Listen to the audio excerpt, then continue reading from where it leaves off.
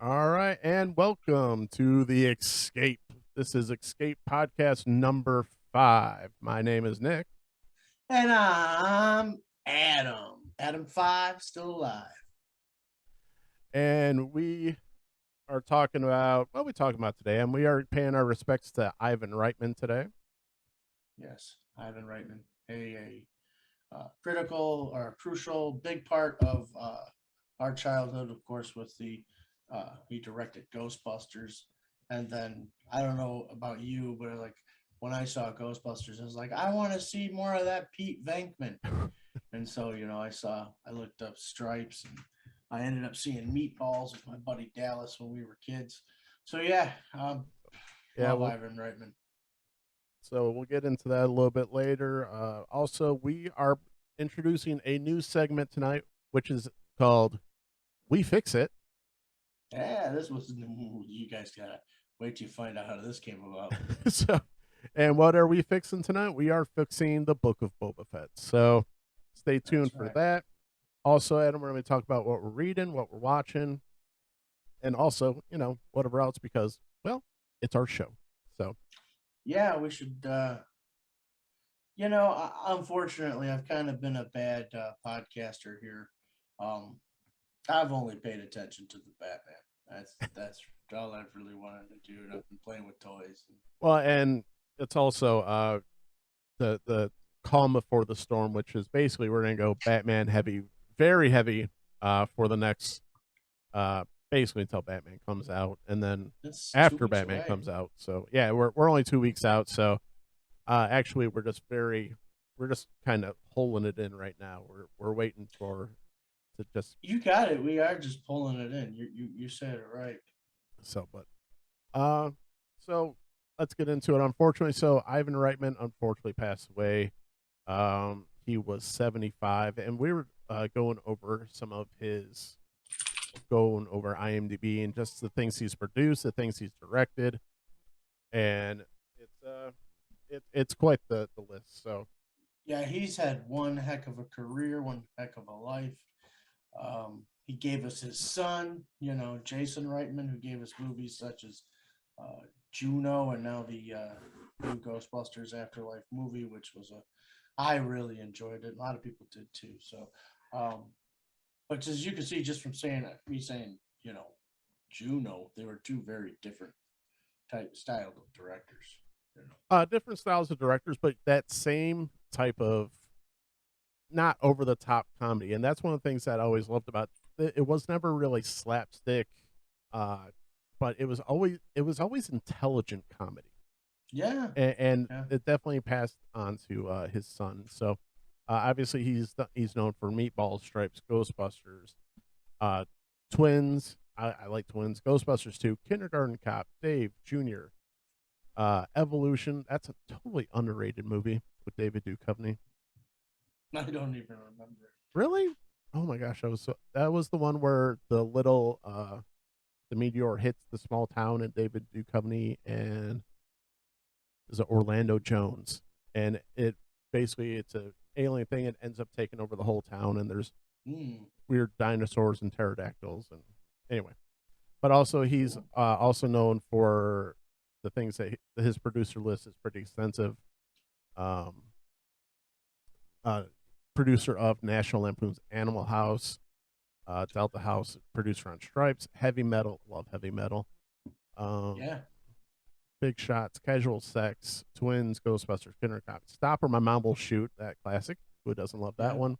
The Beethoven of the movies, Private Parts, Father's Day, Road Trip, Wow. Euro Trip, Disturbia, The Uninvited, I Love You Man. It literally just He goes on and on and on, and just so many good movies. People like, oh, we did so many movies, but I mean that was me nitpicking the list of movies he's produced that were movies that are I consider pretty good. Whatever you want to say about them, but Well, I talk about bringing the laughs to the family. You know what I mean? And adventure, yeah, laughs mixed with adventure. it's totally it's it's not just one realm. Obviously, there's always a tinge of humor to all those stories, but it was just he's a great filmmaker. The end. Yeah, he is. Rest in peace, Ivan Reitman. So, and now we're kind of getting to Star Wars and kind of the future of Star Wars. So I know because we were talking about it earlier this week because we weren't able to stream earlier this week because we had some issues, and we kind of went over uh, just kind of Star Wars in general. And Adam, let's take a quick temperature. How do you feel about the future of Star Wars right now? Well, I'm excited about the TV Star Wars. I Okay. am. And I think that for me is kind of blazing right now. I'm excited for Ahsoka. I'm excited for Obi-Wan. Uh, and the movies, though, I feel a little stumped on the movies because of the prequel or the sequel trilogy. And what I mean by like I feel stumped is maybe like there's rumors going around that there's going to be a new Jedi trilogy. Okay. And maybe a trilogy is just not a good idea. Maybe instead of trying to make three movies, maybe you should make one good movie and then maybe do another one good movie. And then you know what? If you find something that people like and of course it's got to make money, I get that. But if you find one that's just, you know, really good, well then let's get everybody on deck and maybe let's write a sequel or something like that. Let's bring our best minds together and that kind of stuff instead of saying, "All right, what's the next Star Wars project? I got three. No, I got one and a half. Can you make it three? Yeah." Well, And that's what I'm worried about. I was thinking, and tell me what you think of this. Do you watch Netflix? Yeah. Have you ever seen the show Nailed It on Netflix? No, I haven't. Okay. It's one of my favorite shows because what they do is they take, uh, they have a host and then they have a baker and they get three contestants. And with the professional baker, they, make this either it's like a fancy cake or fancy cookies or fancy cupcakes, whatever. They're, over the top, things.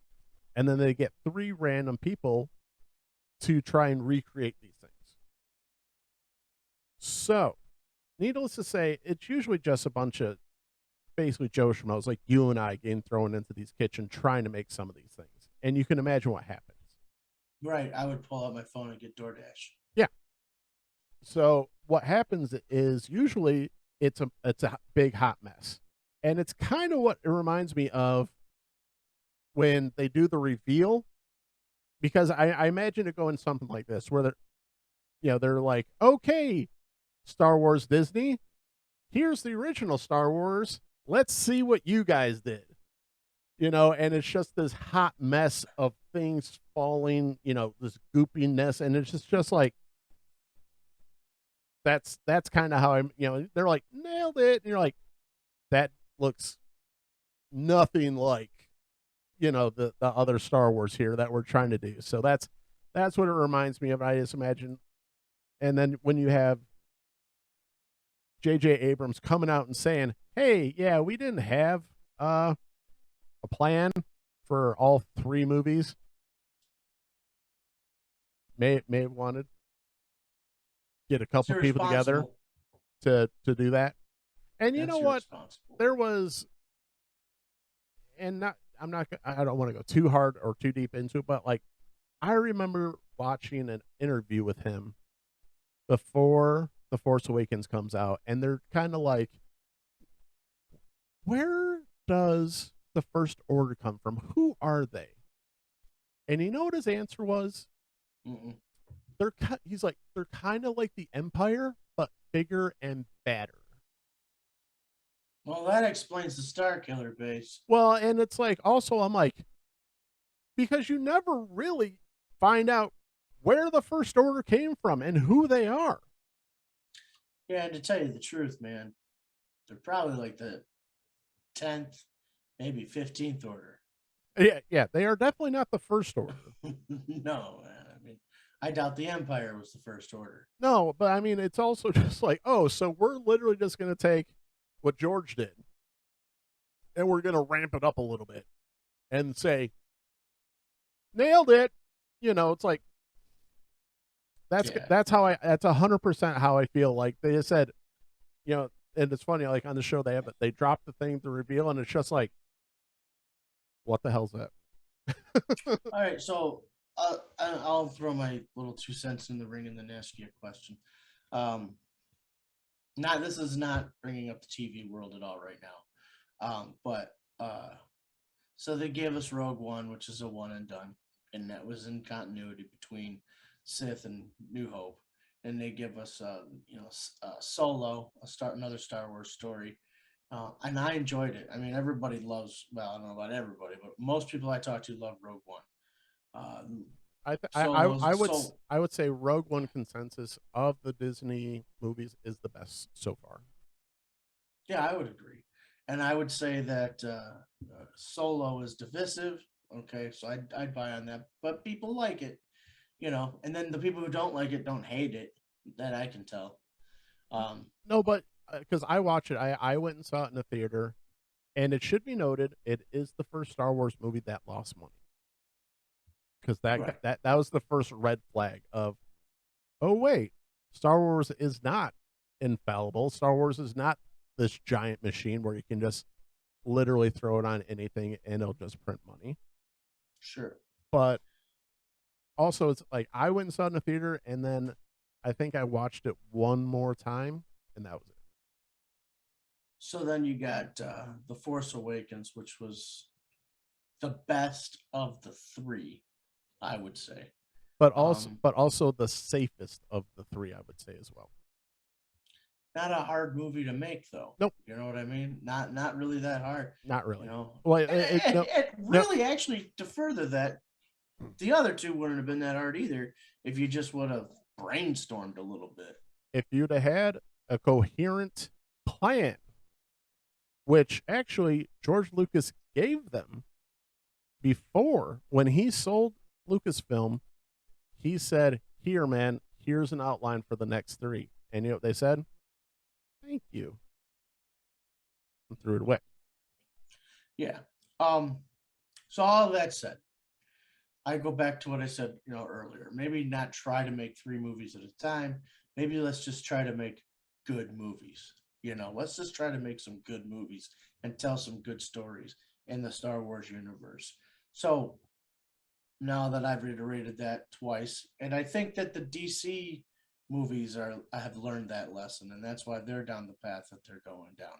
I don't think they're really worried about keeping the universe type thing together. They're gonna do the Flashpoint, and then they're gonna make whatever movies they want. But you got the Batman, and they got that's gonna be on its own. Um, Shazam takes place in that world, but he hasn't been in there with everybody else yet. You know what I mean? He hasn't been introduced to anybody else. Black Adam takes place in that world, but we don't have Henry Cavill or Ben Affleck or Gal Gadot flying around in that movie. So they're kind of focusing on finally telling good stories instead of saying we gotta compete with Marvel, and that was their problem. What do you want? What do you want? Is my question. Which I want to do. I want to talk about that, or maybe a little bit later, or we can talk about it now. How DC really has a chance to do something this year with their lineup of movies, with a kind of not a lull in Marvel movies, but I think DC kind of has a chance to really take some uh, momentum away from, steal some of the momentum of Marvel. All right, well, This let's year. talk about that right after this. Then, now, my question is, Okay. what do you want? Take all the things that didn't work or whatever. Don't even think about those. What do you want now? We already know what happened. Okay, so that leads into me fixing or us fixing Book of Boba Fett. Well, don't bring up the Book of Boba Fett. What do you want Okay, for movies? what I want for movies, I want to see what I want. I would love to see the reclamation of the Jedi. I want to see uh, Luke actually being Luke. Um,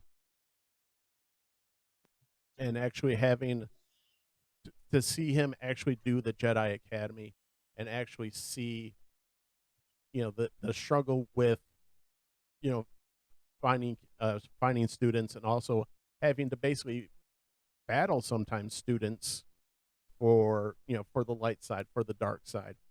I'd love to see that. I always, and it's always been said, but I always wanted to see one last time while they were alive, if you could get Mark Hamill, Carrie Fisher, Harrison Ford on the screen at one last time. They still haven't done it. I thought they were going to try and do it, and they still didn't freaking do it. Um, but mainly, I would, and this is completely me throwing away all, extended universe, all EU stuff, which I think was a mistake by Disney in the first place. As soon as they bought it, they immediately said all the extended universe stuff were thrown away, which I thought was dumb, because there's some good stuff. But also, I remember having that conversation when we were younger, about all the different storylines about after Star Wars, and you and I kind of came to the same conclusion. Basically, if George Lucas doesn't write it, it's not canon.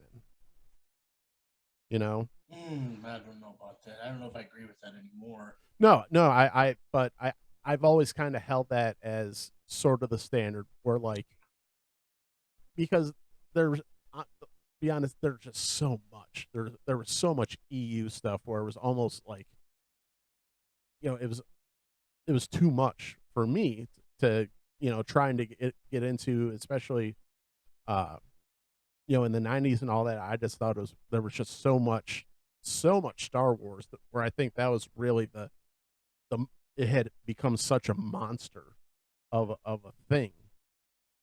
Yeah. What after the mid 90s, and once you got into the prequels, I mean, Star Wars was just an absolute monster of uh, that was when But it it was was still true. simple. Well, it was that was when it was truly got to its where this unstoppable monster of a franchise. Yeah. And so, Yeah, I agree. but I always just wanted to see, really, Luke trying to rebuild the Jedi Order. Um, not necessarily like, oh, have them go have the Han and Leia, do the family thing, but at least see some of the dynamic. Because I really, I'm not gonna, I can't stand the way that they treated all. Besides Leia, Leia they did pretty good, but I mean, they just turned Luke into a grumpy old man. They turned Han into a degenerate father. It's like, okay, You just made me think like Han comes home drunk on Life Day, and yeah, what is it? Wait, what? Yeah, that's Life Day, yeah, right? yeah. And Star Wars comes home on that's for all those of you who don't know, Life Day is Christmas in the Star Wars universe. Whew. And he comes home drunk on Life Day, and he's like, "You're a disappointment, kid. I'm gonna send you to go live with your uncle, piece of crap." And he's like, "I'm The gonna kill last this time. uncle." This is the last straw. You're going. I kept telling you I'd go send you to live with Luke on a whatever planet, live in a rock hut. Yeah, it's like the equivalent of like putting your kid in the military when he's lazy. Yeah, that's essentially a military. Yeah, always funny. Always all these movies. Oh, you're going to the military academy. I was like, can you just ship your kid to a military academy? Is that a? They could back in the day. Yeah, I was like, Back in the day. Hmm. yeah, I think that must have fallen off with our generation. I was just like, can you just go, like, and turn your kid Well, into the military? I think right now that you mention it, we have a big uh, uh, uh, thank you to say to all those protesters back in the '60s. Thank you, Uh, hippies. thank you guys, cause. But I remember hearing about that when I was a kid, and I was like, "Ooh, I better at least try." Because I was like, I don't want to go there. And look, and if you're a soldier or whatever and you're cut out for it, that's fine. I'm not. I never was. I'm not that guy. And my thing when I wanted to join the military and whatever when I was young was because I was romanticizing the movies I saw. I had no idea what was real and what wasn't. Of course. So I have nothing but respect for those guys who go out and they know way more than we'll ever know, and they protect our country from foreign threats. So, but I mean, but it was I would get another American soldier killed because I'd get in the way. right. Well, and I it's would get in the way. well, you always knew those kids growing up because they were the Sure. ones like in the backyard digging foxholes and stuff. I'm like, what the hell are you doing? Right. And they were like, Climbing the trees they and were jumping out. training, and I'm like, all right, well, I'm gonna go play video games. Like, Yeah. I'm gonna go play, Donkey Kong or whatever. But I mean, Yeah. those kids, and if you, I listen, well, I have listened to a bunch of podcasts with those guys. Those guys, from kids, they knew what they wanted. That's what the path, you know. They That were always the kids that played G.I. Joe. yes, yep, and the kids Yeah. who, for some odd reason, could whoop my ass for. I'm like, this physically doesn't make sense because I was bigger than most kids. I was like, this doesn't make sense, and you Yeah. just like whoop my ass for because you wanted to, and I'm like, no, I I'm knew a not. kid like that. Yeah, He was small. Beat the fuck right out of me. It was crazy. And we were friends. Like, yeah, he didn't, it wasn't like we were fighting, but I was like, I could take, and then I'm on the ground all twisted like a pretzel. I'm like, all right. yep, You know, yeah, and the kid probably wrestled too. So he did. told you, nailed it. He did. Yeah, He went on to be a wrestler. yeah, He you. did. that was one of my things. I remember telling my son, I was like, because he was a bigger kid too, but I was like, if that kid is a wrestler, I do not care what size he is. Do not mess with that kid because he will eat your lunch. He's like, really? Yeah. I was like, every time, every time. Yeah. Tie you in a knot and he'll bite your head off, man. Yeah. Speaking of Ivan Reitman and Ghostbusters, somebody saw a cockroach up on 5. That's got to be some cockroach. Bite your head off, man. Bite your head off. Man. So, but So yeah, what do you? Okay, so that's what you want to see. I just want to see the continuation of Luke. I want to see that story. That's the story I want to see. Okay, we both love Star Wars. We do. We go for it. We see it differently, I guess. I'm kind of done with Jedi's and all that stuff, and I want to see the things like we've seen in like the Mandalorian, and I want to see like the extended. I want to see new stuff, make up some new stuff, all that kind of stuff. Like in the Mandalorian, when they were on that prison ship, it never dawned on me that there were prison ships out there. Like I was like, oh man. Well, and I know we talked about it before, but I was like, that's one of the reasons I was so pissed that Gina Carano, because I was like, wait, you have those?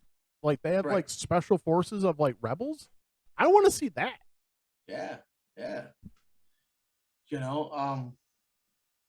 We never got to see the rebel. Well, we got to see the rebel pilots and all that kind of stuff. We never really got to see like the rebel fighters, like hand-to-hand combat and all that kind of stuff. And Gina Carano was kind of like the fulfillment of that promise. Well, and that's because I always viewed essentially the rebellion as the South in the Civil War, like just kind of this ragtag, like we're piecing it together. Like we don't have technical uniforms. Jim Bob is wore his dad's shirt. That's the uniform. That's kind of I was just imagining it as a ragtag, barely held together thing. Whereas, as it goes on, I'd be like, no, there was a little more to it. There some parts were a little more organized than others. And that was one of the things that I really loved, especially about A New Hope. It was like, man, like it was that close, but for the whole thing getting blasted apart. Yeah. All right, then. That said, we know what you want to see. We talked about where it is right now, what we think. Let's let's talk about how we fix Boba Fett. Well, a quick rumor. So the new rumor is they are supposed to be spinning up new scripts for a new trilogy, but it's however, whether you like it or don't like it, it's going to be focused on Rey and her story moving forward. I'd like to see more about Rey. I liked her character. I like Daisy Ridley. She kept me entertained and all that kind of stuff. Yeah, I don't know, man. It's Poe Dameron was a good character. Oscar Isaacs is awesome, but Poe Dameron was supposed to be Han. Han, And the Han next Han in line, the next hothead in line, but that's where I get frustrated. Really, is with the lack of, everything. Where obviously, Daisy really, or sorry, Ray's character, is she Mary Sue? Yes, she is. But also, you had Finn set up to be obviously force sensitive. You had Poe Dameron, the hothead, cocky, turns out spice pilot, and you had the uh the Knights of Ren. I wanted to know more about the Knights of Ren. Talking about not just Jedi's. I wanted to know more about the Knights of Ren. Because I was like, hey, those guys look cool, and then they never get explored ever again. Okay, well, maybe we get to see more of that. That would be great. And I'd like to see, because I didn't read too many comics, but I did read some comics where I think it was it Reborn or Legend, where it was a couple generations after Luke Skywalker and like his great grandkids, or I forget exactly how many generations removed it was, but and basically, the Sith have taken over and they're the main power in the universe. And if you want to do any business, you got to deal with Sith, and they're everywhere. And it's not just two. There's a freaking boatload of them. Talk about writing yourself into a box.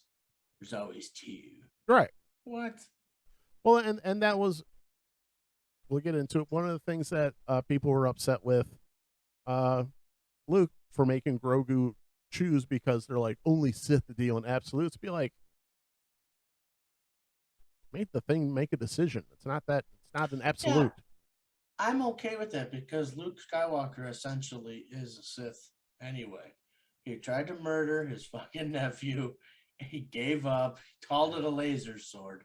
And so, yeah. No, I'm just kidding, guys. He's not a Sith. It was just... No, Adam just says that to piss me off. I don't. I'm not trying to piss you off. I'm making fun of that movie. It was poor writing. It was poor writing. It was poor everything. Okay. Adam, we could do a trilogy of shows on how piss poor The Last Jedi is. Yeah.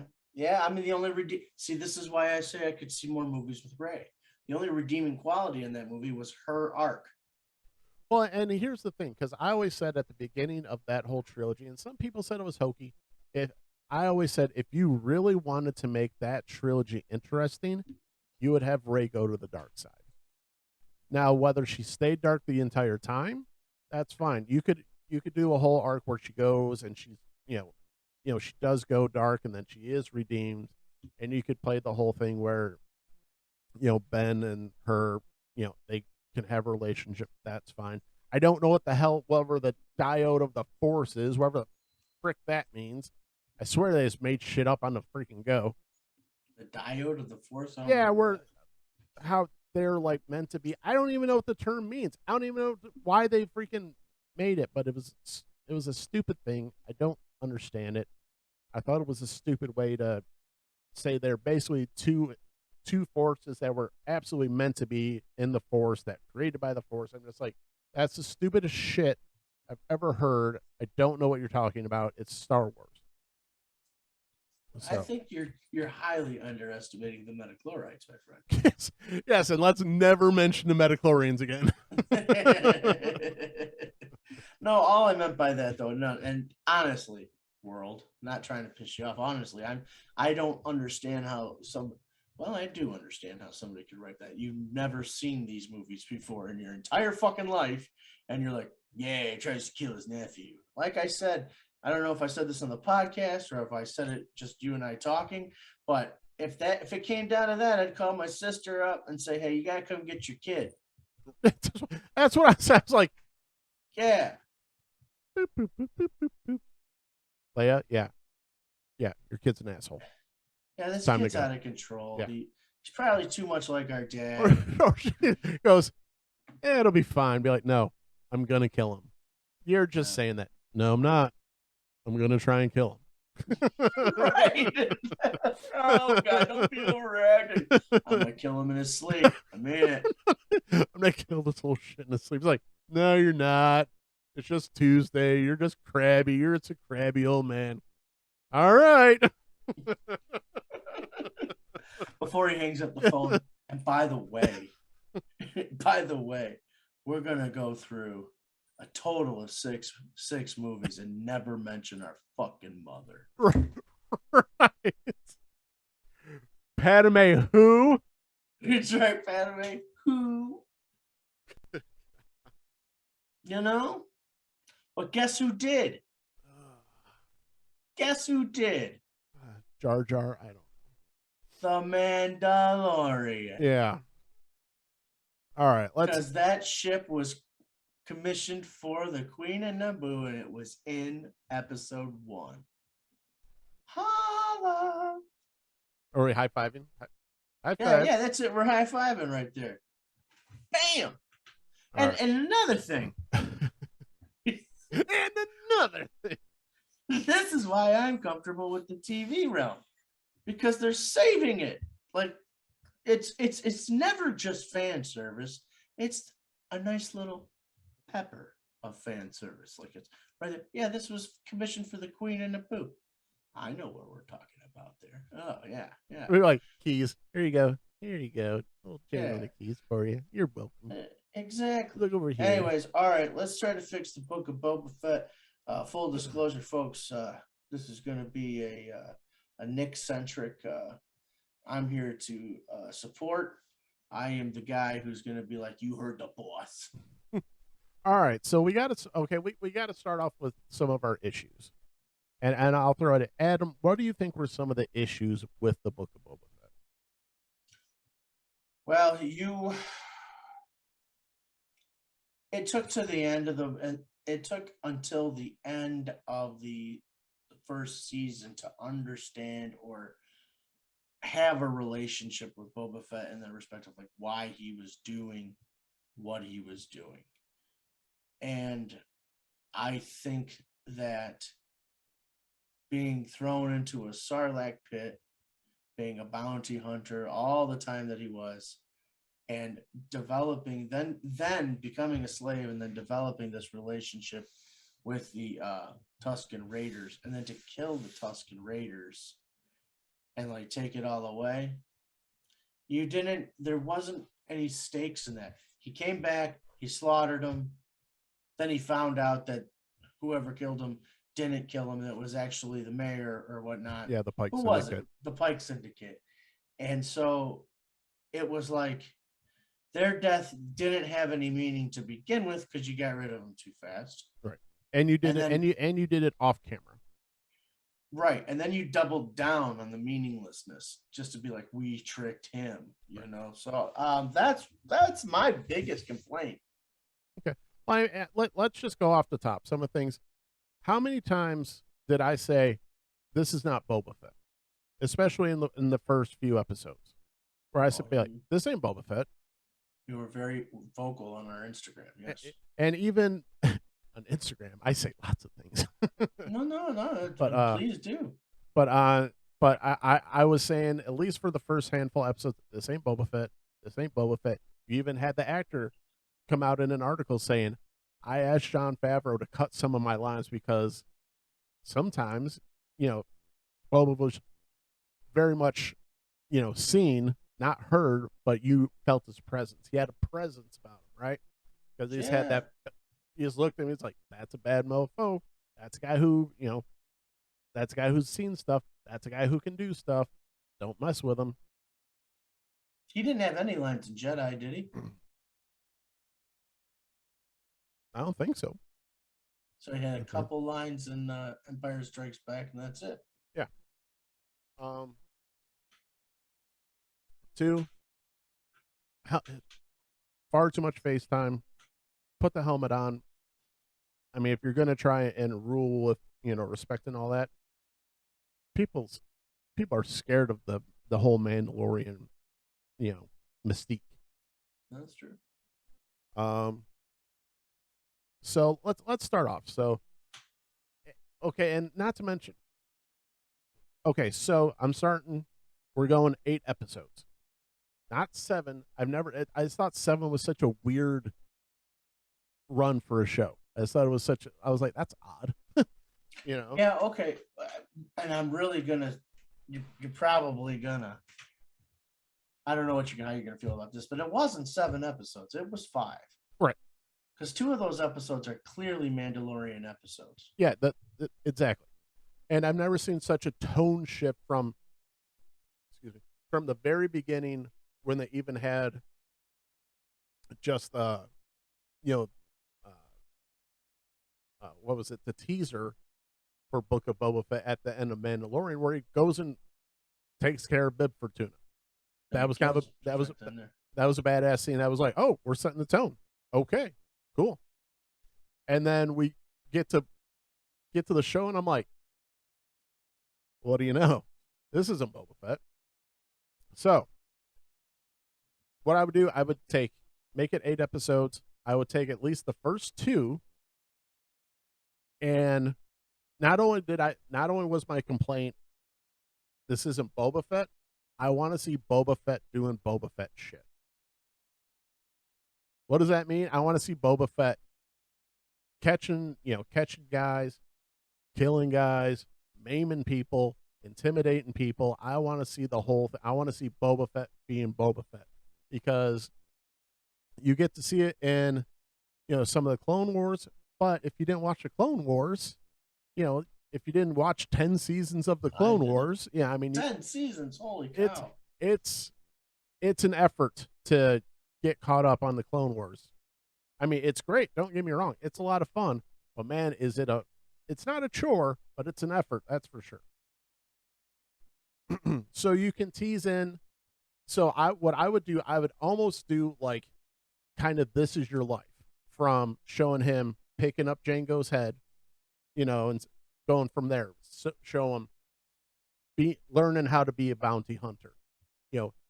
Tease Cad Bane just a little bit. You can show him that, hey, because especially in Clone Wars, he actually learned under Cad Bane. He worked with Cad Bane, and ultimately, Cad Bane ended up being the one who put the dent in his helmet. That's supposed to be canon. So, not that we need to show necessarily all that, but that's a very easy way. You can have 2 episodes worth of Boba doing Boba Fett shit, and then you can build up the whole thing of, I don't want to be a bounty hunter anymore. Right? Right. Because that's ultimately what the show goes towards, where by the time, and clearly, once he, crawls out of the Sarlacc pit, you can have that scene.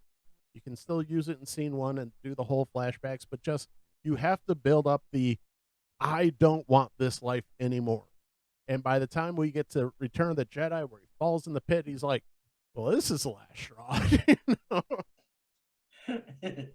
He's like, this is not what I wanted with my life. And then, you would like to see like a Boba Fett prequel prior to Return of the Jedi. Well, if you're not gonna have Boba, well, and here's the thing too, because doing that, you can also show him doing bad things to the people of Tatooine, so that you can build up that whole redemption arc, because because you have that real redemption thing at the end, and I'm like, where does that even come from?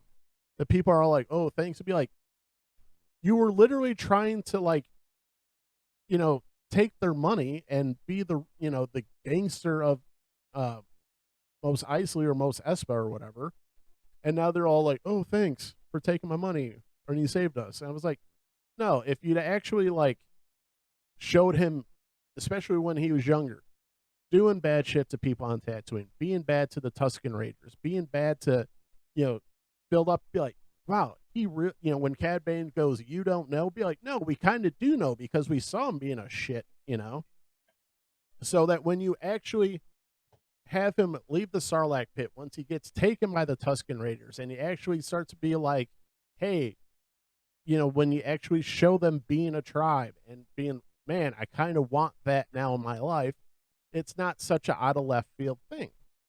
Okay. Okay. You've inspired me. Okay.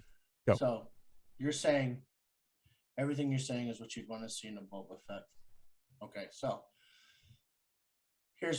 here's my outline, my proposal to fix this for you, for everybody. Okay. So we open up where he climbs out of the Sarlacc pit. We get a very angry Boba Fett. Yes. All right. Angry and exhausted. Angry and exhausted. Still becomes a slave for the Tuskens. Yep. Okay. And maybe he drops a couple cryptic lines to other slaves or whatever about what he wants to do and why he's just going to survive and whatever. Okay, can we do this? Can we have them recognize him as the bounty hunter or as Boba Fett? So he's like, no, I'm not that guy anymore. Can we do that? Eventually, but not right now. Okay. All right. So, however, he gets his armor back in this first season. He's going to get his armor back. We already know. We know how he gets it. Yeah. We already know how he got it back. So, he basically finds out living out in the desert that right now his livelihood depends on these raiders, these Tusken Raiders. They've started to take the shine to him. He takes the shine to them. They stop that train. Only they stop it a lot more violently. I mean, they don't, go ahead, get out of here, take this back. You're the one who. No. Yes, this is your Boba Fett doing Boba Fett stuff. Yep. Ruthless. So now he, as it progresses, you see him doing some of that mean stuff you're talking about to the people on Tatooine. Right now, his whole purpose is to get off that planet. Okay? He has no interest with Bib Fortuna. In fact, maybe he needs Bib Fortuna to get off the planet. Okay? And then at the end of the season, this is going to go into second season. We're going to reveal why he wants off this planet. Because he's going to kill the person who got him into that Sarlacc pit to begin with, and the one truly responsible for it. One Luke Skywalker. And he is going to go and kill a Jedi. Now, I'm not saying he's got a really smart idea here, but through it all, then he goes into space, like second season-ish, and then by the time he gets finds Luke and all this kind of stuff, there somehow becomes and again, this is an outline, some kind of mutual thing that they need each other's help for to survive. He ends up having respect for him, thinks about what happened to him in that Sarlacc pit, that it would have happened to him regardless. Either way, the Sarlacc pit turned out to be a blessing because he realizes he got a second chance at life. He's got a family back on Tatooine with the Tuskens, and he doesn't want to be that guy anymore. And now he's got an ally in one Luke Skywalker. I like it. That's how I fix that. Yeah, I mean, obviously, you got to throw in a big badass fight with them, where ultimately it kind of ends up being a stalemate, wherein they kind of go like, and they kind of, I would like to say, almost where they're both like, I'm done fighting you. Or there is such a villain out there, such a bad villain out there that, and maybe this is how Cad Bane works into it. Cad Bane's got Luke Skywalker on the ropes after they've already established their mutual respect for each other. And then, like, no boop, boop, no boop, boop, nothing like that. However, it works out. Boba Fett kills Cad Bane to save Luke Skywalker's life. Now, they're not allies. They're bros. I like it. And then he goes back to Tatooine, and then he finds his raiders killed, and he's not happy about it. And he doesn't want to go out and be a bounty hunter, but he uses those bounty hunter skills and to track down the killers. To track down the killers. And as he tracks down the killers, of course, he's got his buddy Finnick Shan. I know I glazed over her, but you can put her in there somewhere. And you know what I mean? She's still a part of the story. I just forgot about her. Sure. And then, then he's like, you know what? This is our home. This is our home. This is where I was reborn. Sure. And now he wants to take over. He wants to be the big guy because he doesn't want to be a bounty hunter anymore. Doesn't want to be a killer anymore. He's got a second shot at life. And if you mess with his people, God save you. Okay. And he still gets a Rancor. And he still gets a Rancor ride.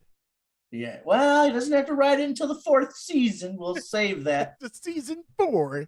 Yeah, we haven't even hit season 3 yet, but we're not gonna zip and go boom on the table and be like, "Look at me, I'm big." Do you remember? There was a TV show and it had a pilot, and the TV show was called The Black Diamonds. Have you ever seen that? Mm-mm. It probably came out like 15 plus years ago, and it was one of the best like pilots for a TV show I'd ever seen. Like they had, it was a family. I think it was like Boston. Boston Irish family. Uh, One of the brothers gets beat up by the mob, so they make retribution on the gang. They end up taking the gang out. End up kind of the same thing where they end up taking over the mob organizations and they start making all this money and blah blah blah blah blah. And I immediately go like, I call up my brother. I'm like, dude, did you watch that? He's like, yeah. I'm like, what do you mean? Like, yeah. I was like, that was great. He's like, where do you go from here in the show? Yeah. And I'm like, that's kind of how I feel with how they did Book of Boba. I was like, Book of Boba Fett. I'm like, you go, okay, cool, but like, where do we go from here, guys? Like, I thought about that too. He's redeemed. Are you going to make him bad again? He's Well, and maybe somebody at Disney has a better idea than I can think of with this now. But in the current state of the show, you're right. He is redeemed. Where do we go from here? Although they do have a plan. They got the guy that makes people into, that saved Finnick's life. He's he's got the marshal. the mods guy, yeah. Yeah, he's got the marshal. So I don't know what that means, but it made me think like, okay, so they do a movie. Maybe they do a Mandalorian movie, or maybe they do a movie about some guy named Roctor, the Destroyer, and like they have to he's just like we need to go see the Fett, and they go see the Fett, and then they're done seeing the Fett. Like he becomes like a Jabba in a way, where he's only got like 10 minutes of screen time, but he's important to the story. You know what I mean? Yeah. Okay. So I'm gonna go back with when we talked earlier this week with my version. Okay. All right. So now we have Boba. He's done his Boba Fett. He clearly doesn't want the bounty hunter life anymore. He wants to move on. So he sees an opportunity, trying to take over the operations of Mos Espa and Mos Eisley at Tatooine. And for the love of God, I do not know why Tatooine is such an anchor in this freaking universe. You literally have galaxies to choose from. Go somewhere else from Tatooine. For the love of everything that's holy, please, Star Wars, please go somewhere else. On the Fat Man on Batman podcast, there's a guy he turned his bar exactly into the cantina. It's the Scum and Villainy Cantina on Hollywood Boulevard. Nice. And like if you've ever seen it, like even Disney doesn't do as good a job at their theme parks as they did. Anyway, he's Star Wars encyclopedia, right? And he just came up with like Kevin Smith like casually said a lot of Tatooine in this. He's like, excuse me. He pops in, he goes, Tatooine is like the anchor for the entire Star Wars. And he's like, this took place on Tatooine. That took place on Tatooine. This was on Tatooine. Like he's going through the cartoons, he's going through the books. And I'm like, he's got a point there. But that's my point. You have an entire it's Tatooine. Everybody even admits it's a dirtball planet. No one wants to live there. I don't know how. I know it's the anchor, but why? Move on. There's other planets. Go to Kashyyyk. Go to Kashyyyk for like an hour. I don't know. I hope there's not some crazy orb buried there that'll give you the secrets of the universe, like it's an Eternia or something. Like it's the first planet. Wouldn't that be some bullshit? Yes, it would. I can see them doing it now. Yes, I can see them doing something like that. Thanks for bringing that up. Well, I'm just saying the reason I can see him doing it was like, kill your nephew. It's a good idea. The orb told me to do it. But anyway, so yeah. So you got Boba Fett learning the ropes. He still has Fennec, who's being his voice of reason for whatever reason. For some odd reason, he trusts her. Don't know why. He saved her, but she, that's another thing I never quite understand why she's the voice of reason in the show. Like, what makes you the voice of reason? You're an assassin too. So, in my version, by the end of season 7, it's like moonlighting and they're in love. it's just a rom-com at that point. So, but anyway, learning the ropes, that's fine.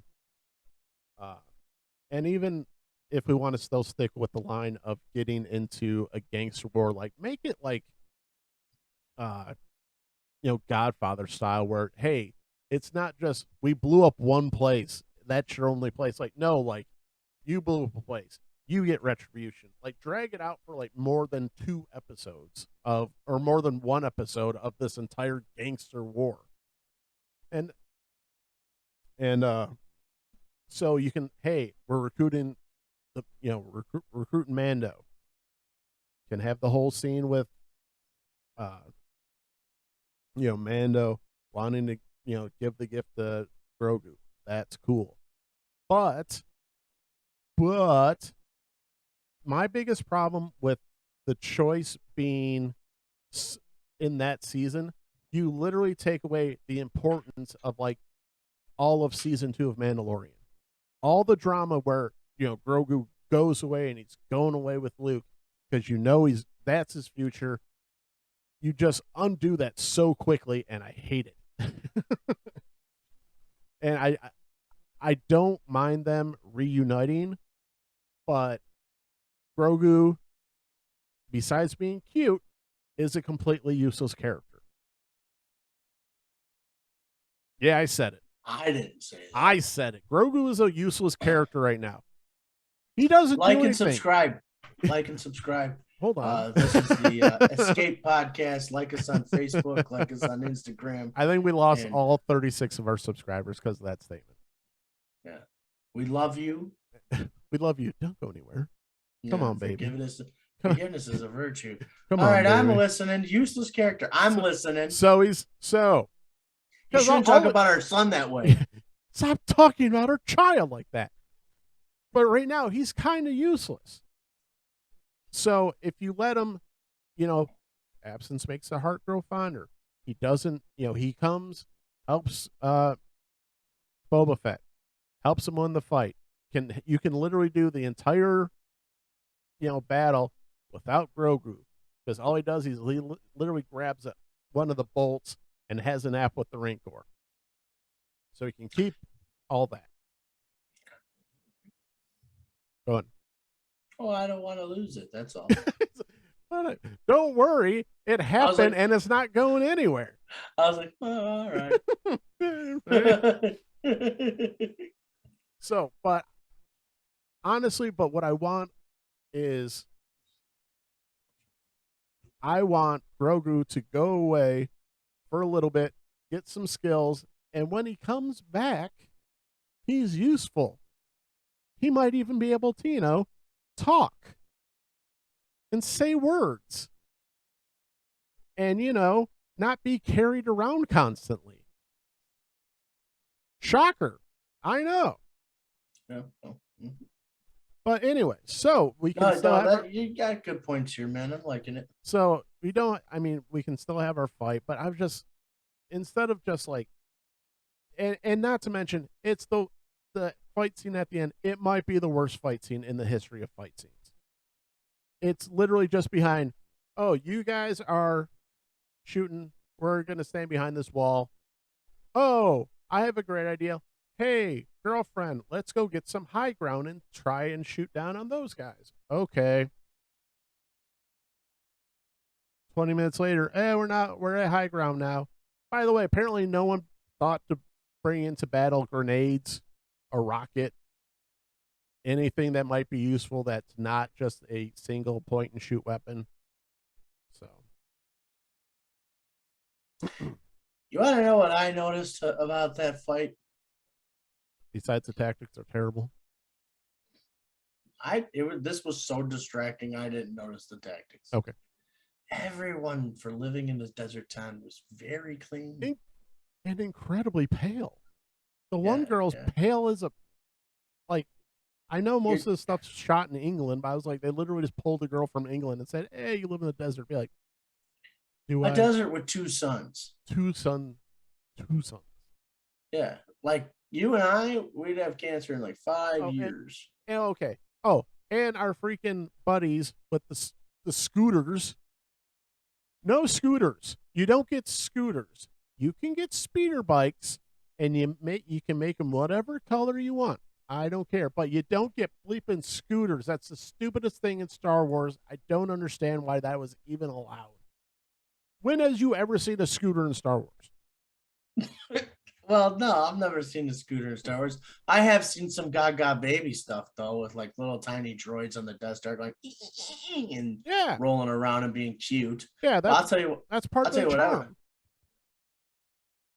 Yeah, fair enough. I agree. I'm saying this, but here's what I would say.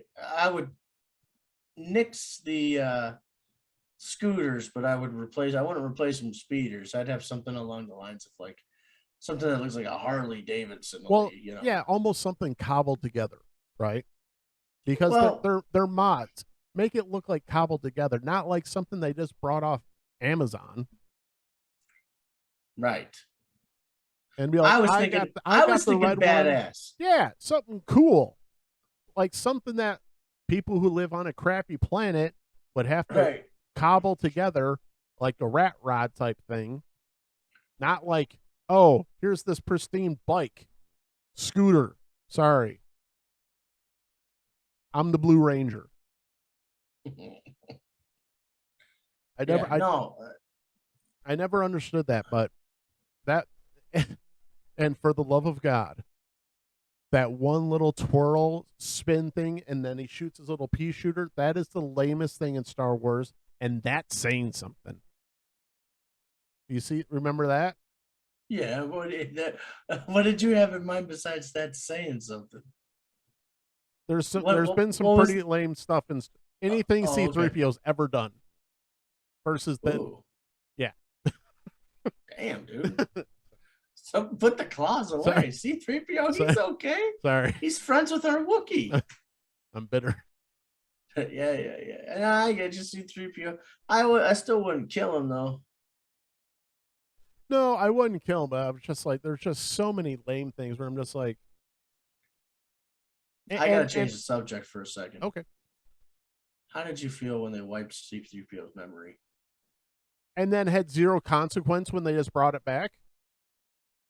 Oh, that's right. They did, yeah. I was sad until you realize, it was no big deal, by the way. Didn't they have to seek out some kind of code cracker or something like that? Yeah, it was Babu Frick. This guy knows his Star Wars. I think. Who's Babu Frick? That was the the thing that they tried to invent to sell a bunch of toys, and it didn't work. Babu Frick, you little freaking hairy thing. That all of a sudden made me be like, listen, I had a rough day. My neighbor, Babu Frick, was pounding on my door. And apparently he had the wrong door. It was Babu Frick. I know that guy. That's great. I think I'm 90% sure because I haven't rewatched it because it's not that great. That was Last Jedi, right? Yeah. No, not Last Jedi. That was Rise of Skywalker. That's what I meant. Yep. To say. So the last one. I was trying to think of the last one, and obviously I got you. Yeah. No, but it's okay. It was one of those. It's another one of those things where they built up the moment, and then like 5 seconds later, they're like, "Oh, it's no big deal," because there's no consequence to it. The same thing with, "Hey, we're gonna take the last half season of Mando and make this big dramatic thing where we're gonna reunite Grogu with the Jedi so that we can help rebuild the Jedi, because the Jedi, whether you think about them, we're trying to help the universe, so we're gonna try and redo that." And then 5 seconds later, F that noise, because, well, we want Grogu to be with freaking Mando. Damn Damn it. When you look at it that way. And I know other people have said this, but how many Black Series toys would sell if you had Grogu with a lightsaber in his hand, cutting down one of the Pike Syndicate guys? I just got my. That's the other thing. You went to the dark side. We're going to talk about that later. You started in on a terrible, terrible thing. I actually was thinking about that today while I was at work. I was on break and I was like, what have I done? Adam has gone down the rabbit hole of Black Series Star Wars. And if you've looked down that hole, I don't know if there's ever coming out of that one, because I've just started to dip my toe into the Black Series, because those toys can get out of hand quickly. Well, there's a bajillion of them. That's the other. There's a gazillion. Except at my Walmart, all you get is Carl Weathers and Lando. Those are the only ones on the shelf all the time. I know. I've almost bought Lando a couple times. You want to know why I haven't bought Lando? Because he's always there. Nope. I haven't bought Lando because that means I need Leia. That means I need Han. Yes. That means I need Luke. It means I need C-3PO and R2-D2 and Chewbacca. Yeah, I know. So, but for like $100 or more, maybe it's $200. I think you can get this Black Series Slave Girl Leia at our friends Sergeant Red's. Well, that's because I was looking because I need a Cara Dune, and that's a figure and that's the other thing with Black Series, dude. There's layers, there's levels to freaking Black Series. It's like, oh no, oh no. Explain levels. What do you mean? Because there's like, I don't know, because I haven't gotten into it where you see, hey, there's Black Series, and then there's like a different box, same figure, still Black Series, different box, different series of Black Series. I'm like, right. I've got the retro card Boba Fett now. Yeah, so one's really expensive, and the other one's not as expensive, and then there's another one who's somewhere in the middle, and I don't know the difference. But also, since I'm more of I don't care, because I take them out of the package now, I don't really care. But it's one of those, I have yet to truly venture down the Star Wars Black Series, but golly, they talk about McFarlane pumping those babies out. Star Wars freaking, they got a whole nother show to start pumping out now. So Hasbro's terrible. I borderline hate Hasbro. Why? Because of their there's a couple things. One, and I made a complaint about it on our Instagram, was $350 for the Razor Crest. Wasn't that a HasLab thing though? Yeah. Well, that's why. But where else you gonna get a good Razor Crest though? Well, I don't think it was like officially put into like production. I think it was just a. Yeah, it was. You know what? I know there's when I get it to Hasbro and HasLab, HasLab's a different level. But I was just like, holy, but geez, like I want a Razor Crest, but I ain't. And it's funny because I said I'm not put up $350 for it, and one guy's like, "You mean $500 or $600?" I was like, "Oh shit!" Secondary market, it damn near doubles. Let's call the secondary market what it really is: scalpers. Yeah. Oh, exactly. And that's the other thing, because guess what? I guarantee, because what did not pass recently with HasLab? The Rancor. So now what are you going to get? You're going to have to get Boba on a Rancor HasLab. And how much do you think they're going to charge for that? That's to be your firstborn. Yeah, I would say, here, take a limb, my house, my wife if you want her, and another $500.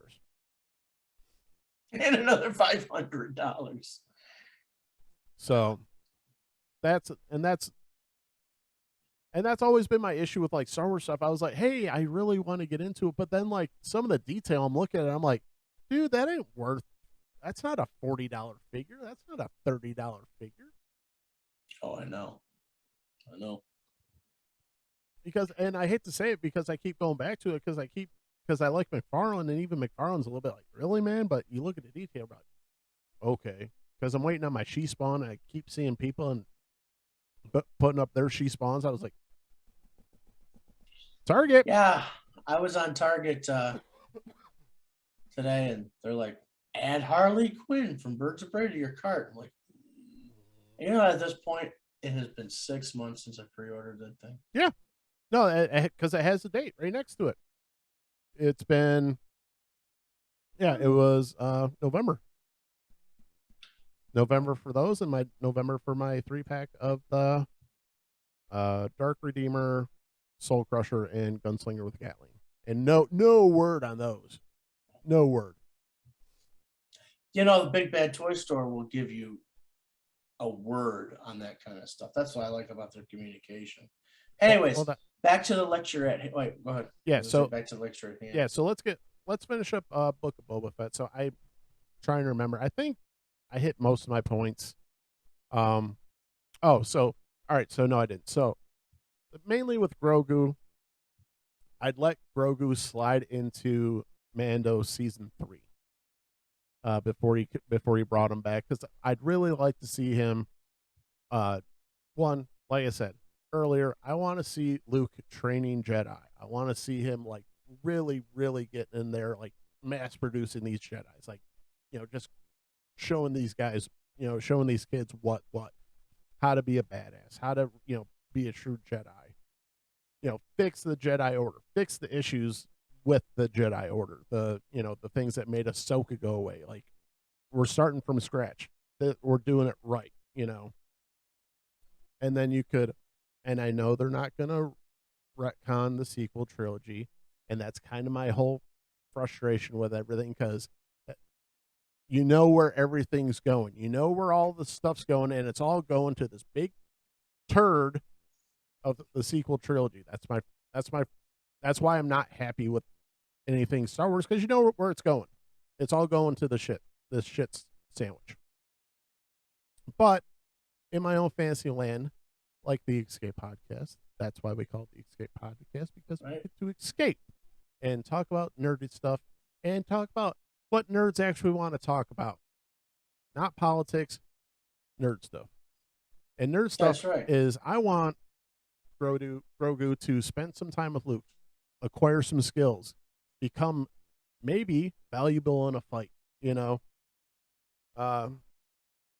I'd really, and like I said, and I know we were talking, but I want to see whatever the action is, where the Mando he's in a battle and he's losing, and for some odd reason, Grogu's gotten so strong in the Force, he his friend is, if he waits any longer, his friend's gonna die.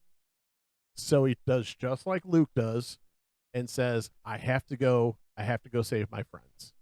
And so he comes in at the last second, whether it's on the the Mandalorian planet, where they're fighting to they're having a battle to to unite Mandalore, or unite the Mandalorian people, and there's this fight and they're losing, but Grogu shows up at the last second and helps win the fight, and then you can have your big lovely reunion, and they can actually go be useful together. So that's my plot point for Grogu. That's awesome. So that was awesome. When you brought up politics, we don't talk politics, talk about nerd stuff. All of a sudden, it's like Ray from Ghostbusters. It's like it just popped in there. I didn't mean for it. Hey, I thought of Men in Black doing the flashy thing to the president. Like, he already forgets stuff anyway. Yeah, so that's all. That's why I was like, that'd be funny. But yeah, so now we'll get back into it. So I do want to get into some of the Star Wars Black Series stuff. I need Paz Vizsla, aka the Heavy Mando. I need obviously a Mandalorian. If I could get a Mandalorian with him and Grogu at the same time, two birds, one stone. Well, that's what I was gonna say earlier. It's like I got two Grogus now because I thought, I was like, well, I don't like the face on this one, so I don't like his face. yeah. But man, they are tiny as shit, man. The Grogus. And that, like I said, I think it's just one of the. I'm spoiled by McFarlane's just the scale, and I'm just like, they're bigger. There's more detail. I'm not going to say they're just straight up better, but some certain versions, they are just better. Like they are, because I've got my, and I keep going to it, but one of my favorite freaking guys, and I got him right next to my monitor on purpose. I got my Gunslinger Spawn. He's one of my just absolute favorites. I love that toy, and it just the detail and everything. And I just look at other things and I go, that's the benchmark. And I look at everything and so I was like, that ain't it, man. That's not good enough. No. Yeah, like I said, with the Black Series, I'm gonna try real hard to just make it, Mandalorian stuff and the original Star Wars gang. See, I've already added things to the list. See, yeah, right? and well, that's the thing. I was like, could I use? And I was like, and I need a Cara Dune, and I need. So do I. I was like, oh gosh, and some of the Yeah. stuff is. Well, and here's the thing. Okay, another thing, freaking Hasbro. You got your Black Series, and then you got your carbonized Black Series, and and I think I told you, what the carbonized Black Series is? Mm-mm. It's literally another layer of paint. It's shiny paint, and they have the balls to call it carbonized series and upcharge another $8 to $10. So it's just like shines a little better, Yes, symbols, all that stuff. yes. Have you seen the Signature Series variant? Not Signature Series, but the McFarlane designed Wonder Woman action figure variant. Have you seen that? I've not. Have you seen the McFarlane designed Wonder Woman? I think so. You're talking. It's just the comic version, not the Gal Gadot. It's not Gal Gadot, right? It's not the comic version like at all. It's like Todd's vision. Okay. Of what Wonder Woman should look like. Okay, so he must, because he did one for Batman as well. Yeah, he did one for and Batman. That one I've got. One. So I haven't seen the Wonder Woman. Okay, I've got the Wonder Woman one, but the variant. Now I'm like, no, I don't like my regular one. Yeah. Oh. And all they did was repaint it. Right. Something else, And it's not like all gold like the Hellbat, Right. So, but yeah, it looks fucking cool. I want that. All right, man. So I guess this is a pretty good way to transition more into action figures. We're talking about the Black Series here. Yeah. All right. So I went down the rabbit hole, and I'm not even gonna try to climb out. I'm just gonna try to take it slow. You know what? I'm gonna be like Boba Fett, and I'm gonna be in the Sarlacc pit. And when I show up in a few more years, pissed off, you'll know why. Here's the thing, man. Is now that my action figure hobby has crossed into diorama-ing, I got great deals on these NECA Twilight figures, so I could just have normal people in the scene getting mugged and stuff. And my Edward Cullen makes a very good Bruce Wayne. Is he shiny and sparkly? No, he's very pale. I need to, we need to put a wash on him. We're gonna carbonize him up a little bit. Well, yeah, he looks like a ghost. So, yeah, I mean, and then look, I got this Vampirella here. This is a shit action figure, but I still love it. It's great. Oh, it's not my Fison action figure. It's not that I don't like her or anything. It's just her articulation. Legs don't move. Nothing like that. Right. Well, Kitka, my cat, knocked her over, but usually I have her hot glued right here next to the Batman I played with as a child. The Iron Winch Batman over here. He's just a Michael Keaton Batman in blue and gray. But I got to get a Hawkman for that.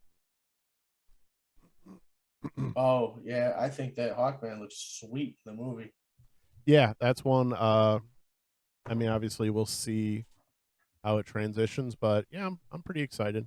I'm sure there's been people a little upset that he's straight up black, but I don't have a problem with that. So, As long as good. he's a good actor, I don't have a problem. You know, you already know what I have a problem with when it comes to making the white actor a character black is that they don't use the actual black characters. Like, what's wrong with the black characters? Yeah, You know what I mean? I want Hawkman in this movie. I do. I like Hawkman.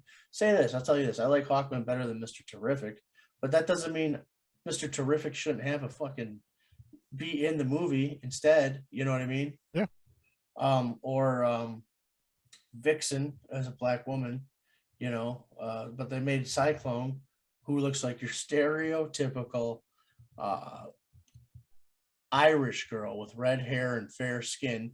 It made her a black girl, but where's Vixen? You know what I mean? yeah. And you're doing, That's one of those odd things that's been happening. Is the gingers have been changed into black females. yeah, but it's like, come on, man, you don't believe in your, Mr. Terrific's fucking cool. He's got these like orbs and shit that fly around. That's all. All right. So, I'm going to show some of the. My wife actually got me these. I didn't even know they exist. They're called Popsies. They're from Funko, and this is the Michael Scott one. And then Yeah, you nice. push the button. Yay! That's what she said. And then she got me an Alien one, and push the button. Let me hug your face. So Oh, okay, gotcha. Let those me were hug pretty your fun. face. I hadn't seen those. So all right, Adam. Nice. So as far as toys, so oh geez, I sent that thing to you where Todd's got a big uh event coming up for what the 25th and 26th, Yeah, where he's and supposed to be it's like, announcing a bunch of stuff, and I was like, yeah, oh my wallet's already crying. yeah, I'm crying tears of joy, but I think they're irresponsible Yeah, tears. they're very irresponsible tears. So, Yeah, but definitely. unfortunately, this week I don't have anything that I was reading. I'm still reading it. It was a odd week, so I didn't get a chance to read too much. But I did get a chance to watch. Uh, I watched Peacemaker. Um, quick. The whole season's kind of meh. Like they did a deconstruction of an incredibly shallow character into this. Like, okay, we took a dumb character and we deconstructed and found out he's still dumb. Okay, thanks for that. It's still dumb. It's just and there was and I'll just say politics found its way into the show, and we were talking earlier about how I don't like when shows try to have their cake and eat it too. Where if you watch the show at all, uh, Peacemaker's dad is this hillbilly, racist, you know, terrible person. But also he's a genius who's made all the helmets for Peacemaker. And so they have certain times where they make him seem to be such a bumbling moron, but at the same time he's a genius. And I was like, you don't get it both ways there. Where they have the two kids fighting, and Chris kills his brother, and he starts foaming at the mouth, and it's this big traumatic thing that they built up to, and then his dad starts calling him stupid. I was like, they literally had the kids fight in a pit. Did you not think one of the kids was eventually going to hurt each other, but if not kill each other, severely injure each other? But you Like want to know? it was such a. I'm like, he just starts yelling at me. I was like, you're a genius. You're a genius inventor. You know how the human brains work. You know how this is going to go. So they made him a bumbling idiot, but Not a he's bumbling, but he's a very racist. okay. So he's that guy. Yeah, He's that guy. So instead of making him that guy, like the KKK member or whatever, who's, just very backwoodsy and doesn't really have a lot of common sense, and maybe he puts Budweiser cans on his Christmas tree every year. Right. Maybe they should have gone with the comics, where he was a genius.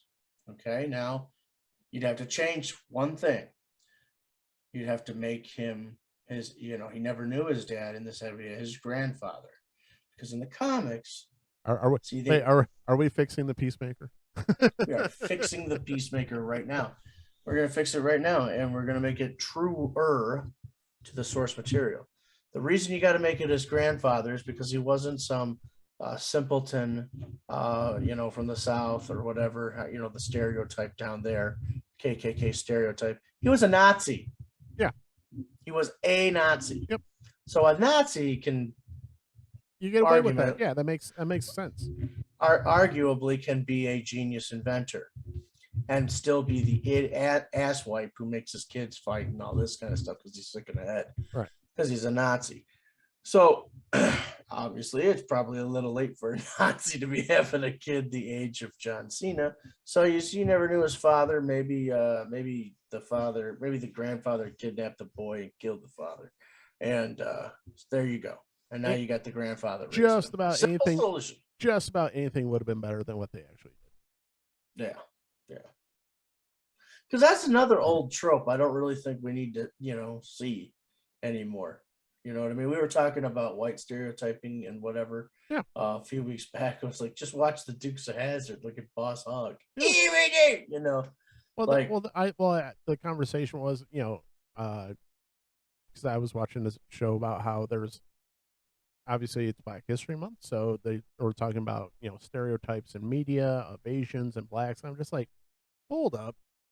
There's plenty of white stereotypes, racist, hillbilly, mullets, beer swigging, that thing got a Hemi type guys running around with, wife beaters on, trust me. Man, I make fun of those guys. Everybody makes fun of those guys. Yeah. So, but yeah. And then, oh man. All right, please like and subscribe and forgive me for what I'm about to say. You ever meet a woman and she's like, maybe she's very attractive, or maybe she's just, she's attractive enough, whatever. You're attracted to her. But then you kind of, and you're not dating or nothing like that, but maybe she's just kind of like in your circle for a minute. Then you get like a sense of who the types of people like she dates, and they're the Hemi guy, the fucking, just the dope. And it's like, then you're like, you're not so pretty. Yeah. Yeah, you know what I mean? Oh, there's the, because there's always the, hey, handsome, I know he's met. You want to go somewhere? I'm like, not with you. You don't know me. If you do this with everybody, definitely don't want that then. Yeah, I'm like Tom Hanks. All right, but I'm on top. She comes home and sees my bunk beds. Nah, I'm kidding. So yeah, I watched Peacemaker. I can't. It's okay if you want to kill some brain cells and turn your brain off. And man, just that the season, the season under there, it was just holy. In one scene they packed in literally all the politics of today, and I'm like, why? Why did we decide to do that at the last second? And not to mention, I was trying. I have a couple friends that were like, "Hey, are you watching this?" Be like, "Dude, I stopped when the butterflies showed up," and I'm like, "I can understand that." He's like, and I'm saying, well, I'll hold on and see what the butterflies. Butterflies don't do shit. They're stupid. They take over your brain, and they try and be the conscience of the humans for our benefit. And if they literally worked in global warming, COVID, vaccinations, they literally worked in all of that into one paragraph. And I went,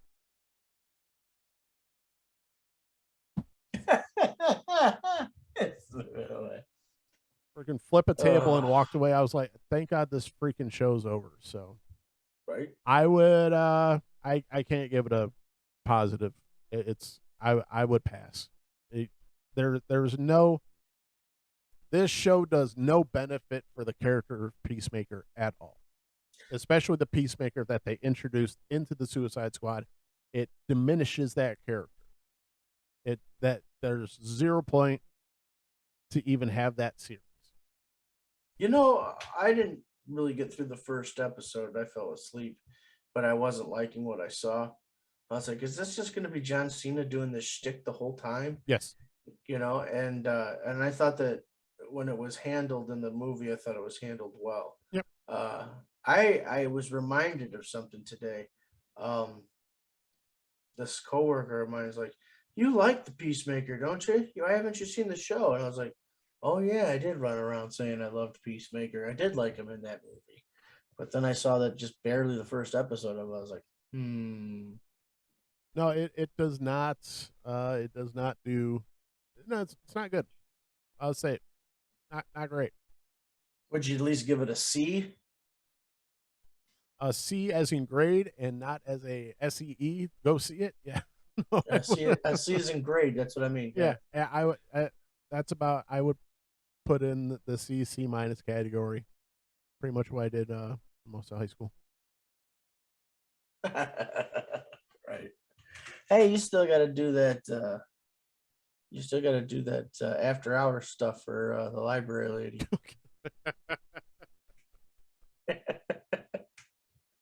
Oh no. I'll come back. I'll do it. Oh boy. I can remember what she looks like. I can't remember her name though. Yeah.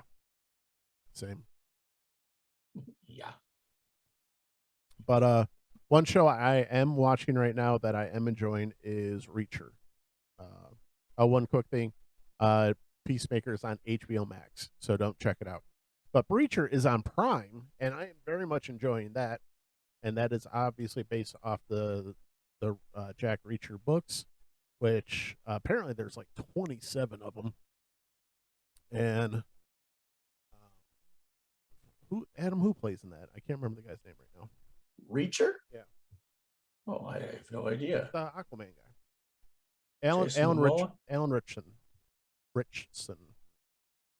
Who did he play in Aquaman? Oh, that Aquaman guy from Smallville. Yeah, from Smallville. Sorry. Oh, and Raphael from Ninja Turtles. Yes. And Hawk from Titans. Yes. And actually, it's really interesting, and I know I've mentioned it before, but he is on Michael Rosenbaum's. He has had an episode come out for Inside. Is it Inside of You? Inside of You, and because they do like the deep dive into people and their fears and all this stuff. So he thanks Steve Guest for saying, "Because thanks for letting me be inside of you." Yep. So he just released a episode with Alan Richton, and Alan Richton, FYI, in case you didn't know, is supposed to be at Motor City Comic Con this year. So we might actually meet Mr. Richton. We'll see. I'm actually totally in for this interview on the Rosenbaum's podcast because I'm a fan of this actor. Yeah, and that's the thing about, especially that I really appreciate about Inside of You. People are so open. Like he was so incredibly open, and you can really, he doesn't try and come off as a good guy or bad guy. He's just very open. And there was a few points where I was like, dude, you're kind of coming off as like a bit of a douche right now. But you know what? He's being honest, so I didn't care. Right. And it's actors are their own breed of people. No, and it was, and I think it was more just wording than anything. But he was very open, very honest, and that's one of the reasons I actually very much enjoy that. He talks about being on Smallville. He talks about Michelangelo. He talks about how terrible of a time it was on those sets. But he also talks about Reacher, and Reacher is a very entertaining show. It's if you like a smart, action-packed TV show where it's not a turn your brain off, action-packed. It's not an Expendables type show. There's mystery. He's trying to solve the murder of his brother, and it's got the supporting cast is great. It's got Malcolm Godwin as Oscar Finlay, Willa Fitzgerald, who plays Roscoe Conklin. She's naked in one episode that I saw.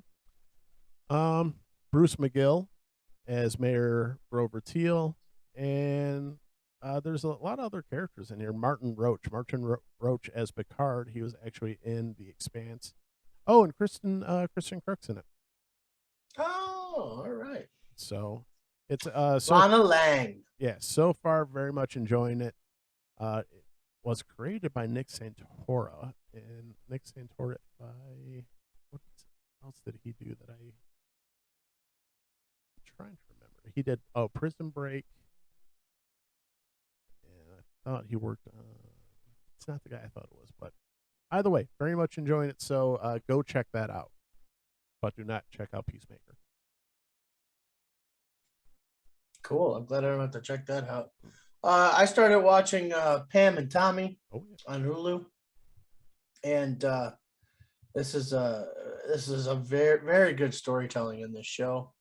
There's comedy in it. There's drama, and the woman that plays Pamela Anderson, or Lily James is her name. You'd hardly, if you look her up, look up her, what she looks like. It's almost like night and day. Like you slip into this movie, and that's Pamela. Yeah, you remember. Yeah, and it's funny you mentioned it because I checked out like her picture. I was like, she doesn't look like Pam, and then they show the set pictures. I was like, oh, that looks like Pam. Exactly. It's just strange. And then Sebastian Stan, who plays the Winter Soldier, Bucky, he plays Tommy Lee. And wow, he is a jerk. But so is Tommy Lee. So is Tommy Lee. Yeah. Now I hasn't got into any of. I haven't. Well, the new episode's out right now. I haven't seen it yet. But Seth Rogen's in it. The guy from. Of course he is. In everything. Yeah, Seth Rogen is the main guy who. He was a carpenter building something for Tommy Lee, doing renovations, and Tommy Lee screwed him out of $10,000 or more. And so he broke into Tommy Lee's house, or Pam and Tommy's house, get into the garage, and he stole their safe. Just yanked it out in the middle of the night. How he never got caught, I don't know. And why was somebody living in a mansion not having cameras on that day? Anyway, it's not quite like it was this today, where it's. But anyway. Well, you've seen Star Trek 4, The Voyage Home, right? Yeah. Okay, so you remember when they did a loop around the sun and they showed up back in the 80s, right? Well, Spock said, Captain, I would suggest we cloak. We will be visible to the technology of the time. So, yeah, they had security cameras, man. I didn't say no. I'm not arguing.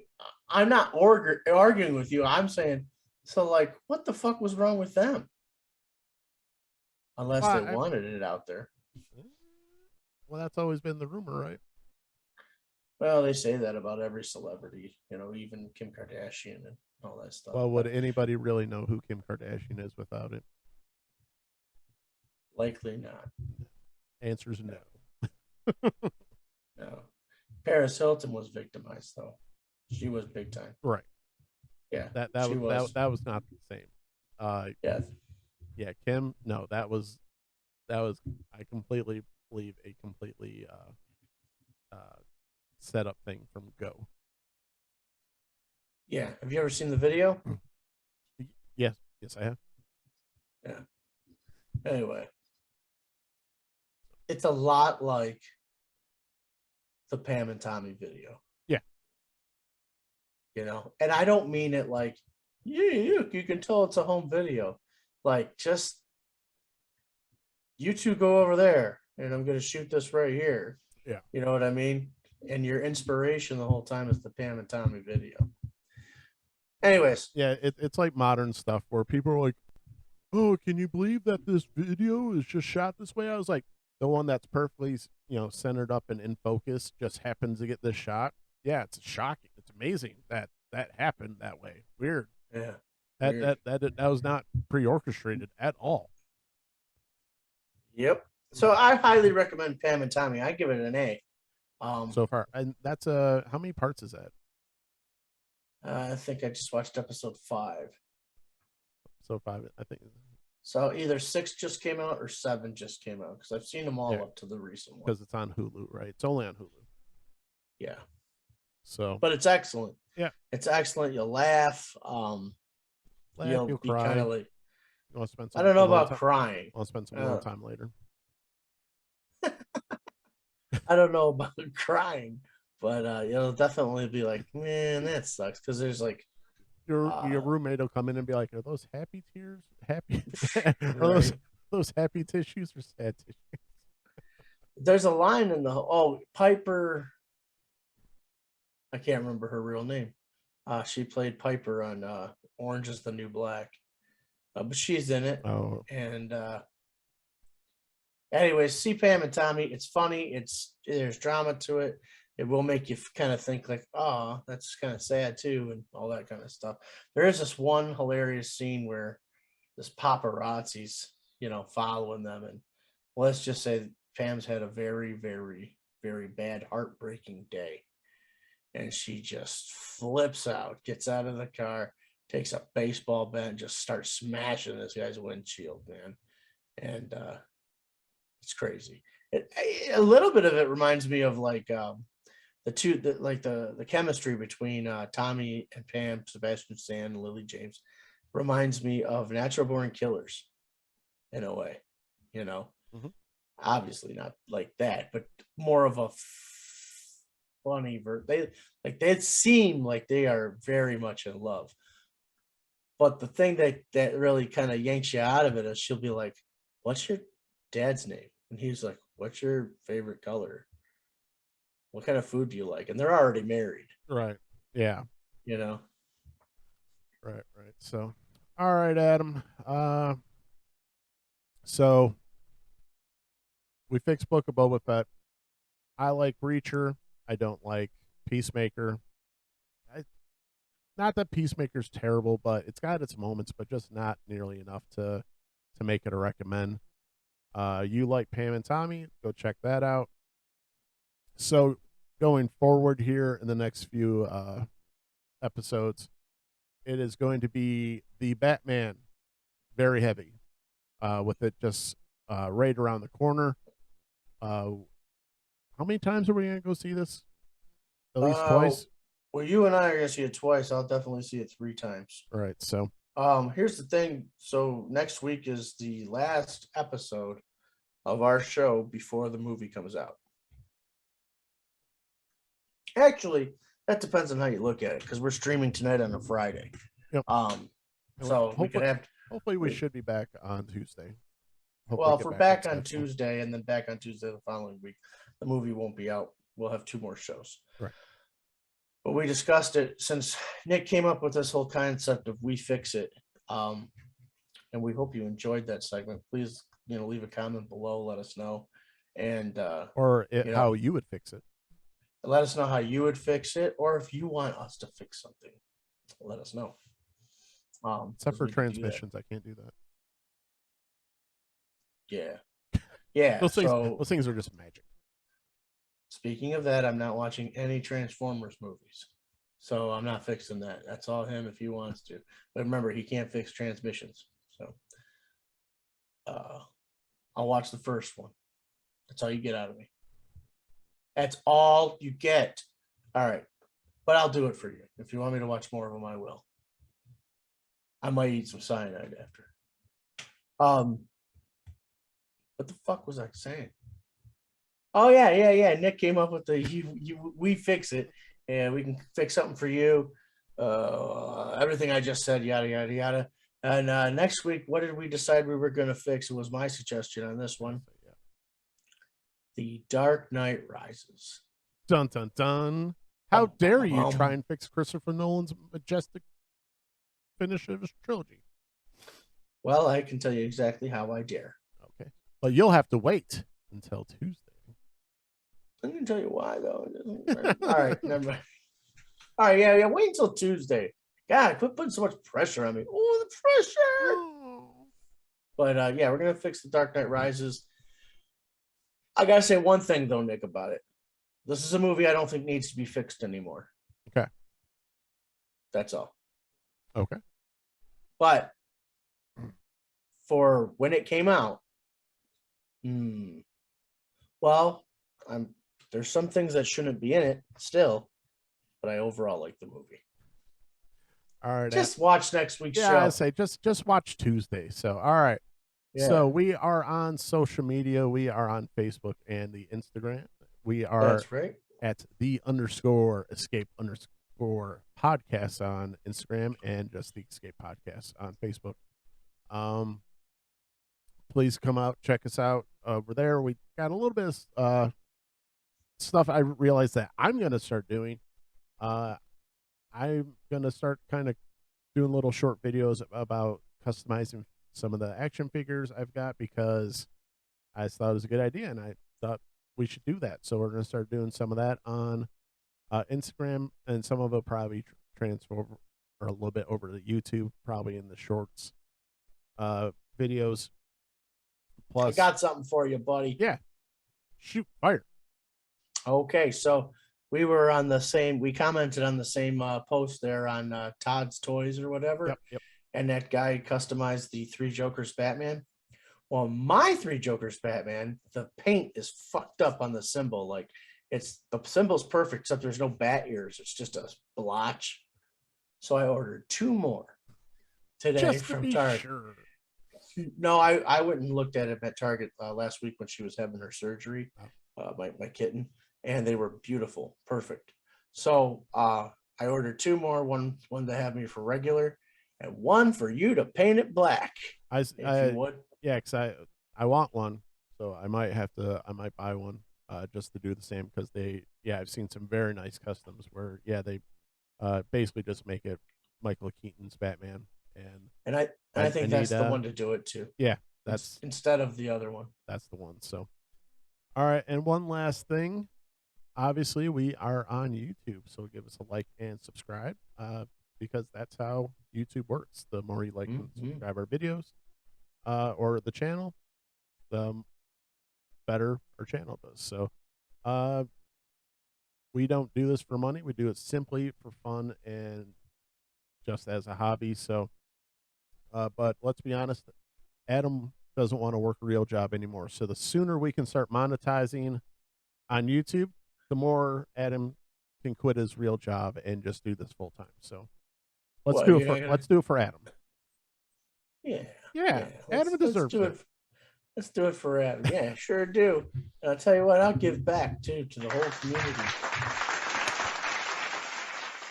You love me. You really love me. So, but unless you have anything else, Adam. Hot damn, I love doing this. It's a lot of fun, and you know what? I'll agree. It's a lot of fun. It's a fun hobby to do, and that's why we do it. But we want to thank all the subscribers that we do have, and if you like what we're doing, give us a like and subscribe, and possibly a share. We do have some other things that we're working on, trying to get a Patreon up, and also we are going to have T-shirts soon. So keep an eye out for that. If you want to help the show, you can get you a nice T-shirt. So we're crossing into an audio version only soon too. Yes. So might be about a month away. About a month away. Okay. So something like that. Other than that, now we dance.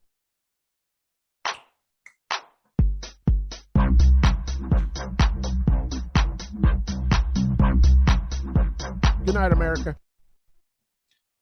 Love you, Planet Houston.